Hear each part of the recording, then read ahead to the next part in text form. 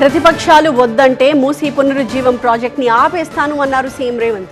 మీరు కోరుకోని అభివృద్ధి తనకెందుకు అన్న రేవంత్, మూసీ పునరుజ్జీవం ప్రాజెక్ట్ వద్దు అని ప్రతిపక్షాలు గనక అసెంబ్లీలో తీర్మానం చేస్తే ఆ పని చేస్తాను అన్నారు. లోక కళ్యాణం కోసం మంచి పనులు చేపట్టినప్పుడు సహకరించుకోవడానికి మీకు మనసు రాకపోతే పర్వాలేదు, అడ్డుకునే ప్రయత్నం చేయకండి దయచేసి. ఈ ప్రభుత్వం ఓపెన్గా మిమ్మల్ని వెల్కమ్ చేస్తుంది. రేపు శాసనసభలో కూడా ఇది చర్చకు పెడతాను. శాసనసభలో మీరు వీలైనంత మేరకు సలహాలు సూచనలు ఇవ్వండి. దీనికోసం పెద్దగా సైంటిస్ట్ కావాల్సిన అవసరం లేదు, కామన్ సెన్స్ ఉంటే సరిపోద్ది. అది కూడా లేకుండా మాట్లాడితే ఇంకా నేను చేయగలిగింది ఏముంది, జాలిపడడం తప్ప. నాకున్న అవకాశం ఏంది, మీరందరు సలహా చేయండి, మీరందరు తీర్మానం చేయండి. వద్దు ఈ ప్రాజెక్ట్ ఆపేద్దామంటే I don't have any issues.